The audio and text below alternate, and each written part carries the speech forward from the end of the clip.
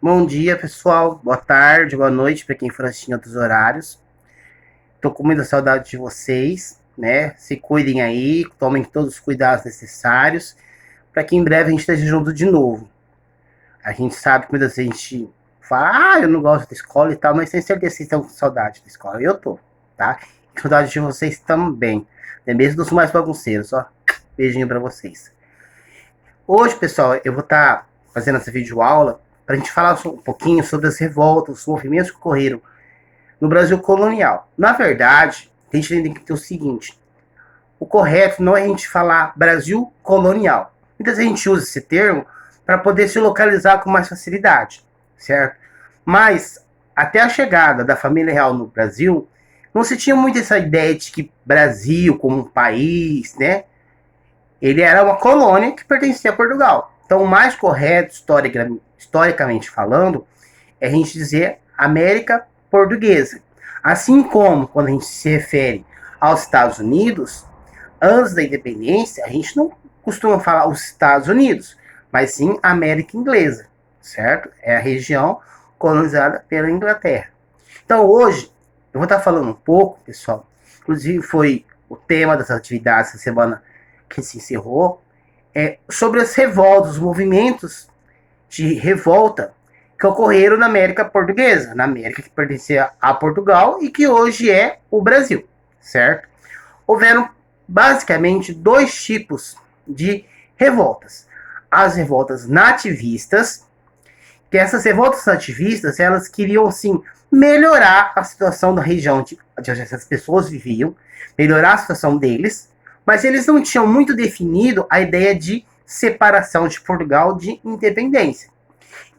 E houve depois, mais tarde, as revoltas separatistas, que é a Inconfidência Mineira, a Conjuração Baiana e a Revolução Pernambucana. Essas três são consideradas revoltas separatistas, porque elas já tinham bem definido, no meio dos planos deles, separar a região que hoje é o Brasil de Portugal, acabar com o domínio de Portugal aqui no Brasil, certo?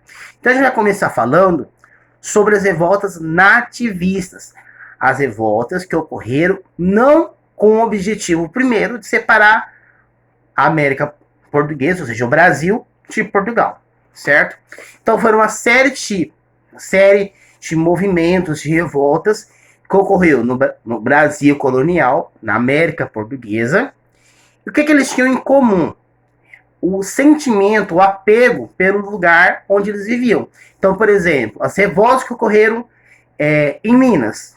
As pessoas que fizeram essa revolta tinham uma identificação muito grande com aquela região de Minas Gerais. Por isso chama-se revoltas nativistas, por causa dessa identificação, desse apego das pessoas que faziam essas revoltas com o lugar onde elas viviam, certo? Deixa eu só passar o slide aqui. Então, o que essas revoltas tinham em comum, além desse sentimento de revolta? Elas vão começar em 1641, né? Um século, mais ou menos, depois do Brasil ser encontrado pelos portugueses. Por que elas ocorreram? Porque as pessoas que viviam aqui, na América Portuguesa, no Brasil, elas estavam muito descontentes, muito pé da vida com Portugal, certo? Porque Portugal, elas não tinham compromisso nenhum com as pessoas que viviam aqui. Não tinham compromisso nenhum. As pessoas viviam aqui por escolha delas ou não, mas a única preocupação de Portugal era vir ao Brasil, explorar toda a riqueza possível e ficar de boa, entendeu? A preocupação era explorar as riquezas e impedir que outros países invadissem.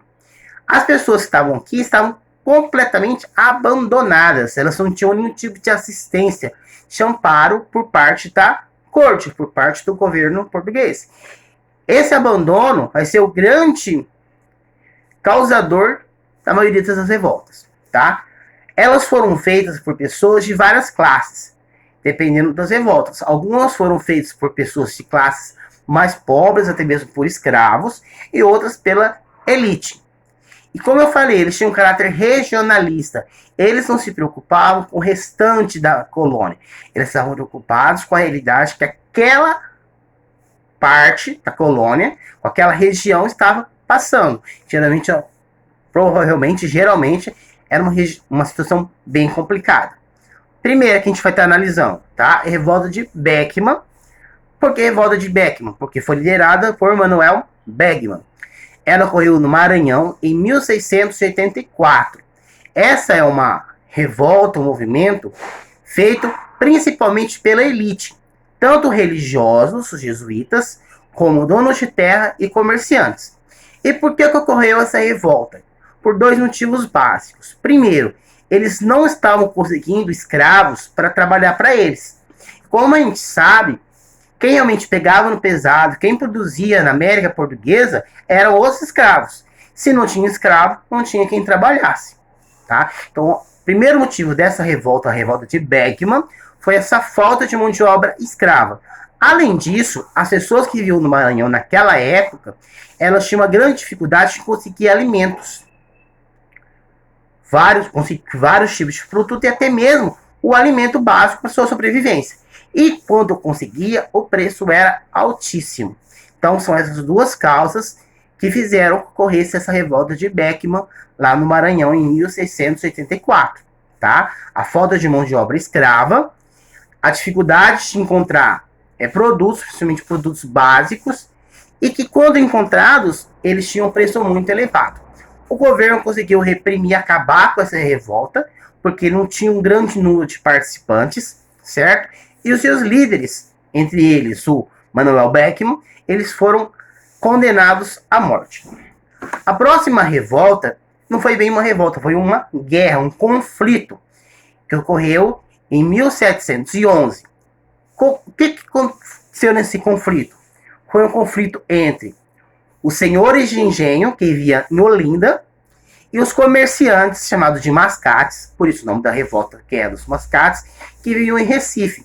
Eles meio que disputavam que região que tinha mais poder, que região que ia mandar, quem que não ia mandar. Então, foi um conflito de regiões dentro de Pernambuco, tá? Entre Olinda e Recife. Foi liderado por Bernardo Vieira de Mello, Capitão Mor, Pedro Ribeiro, que representava os olindenses, né? E o Félix José Machado, que era representado e era o governador da capitania de Pernambuco. No final, o Félix consegue vencer a disputa, certo? E ficou definido que a cada 6 meses eles iam revezar o poder, e revezar a administração de Pernambuco. Num período de 6 meses, Olinda ia governar, ia ser a sede do governo, e nos outros 6 meses seria Recife. Então isso ficou definido e com isso conseguiu terminar o conflito. Outro conflito que ocorreu, também chamado de revolta nativista, tá? Foi a revolta de Vila Rica. Ocorreu na cidade de Vila Rica, em Minas Gerais, em 1720.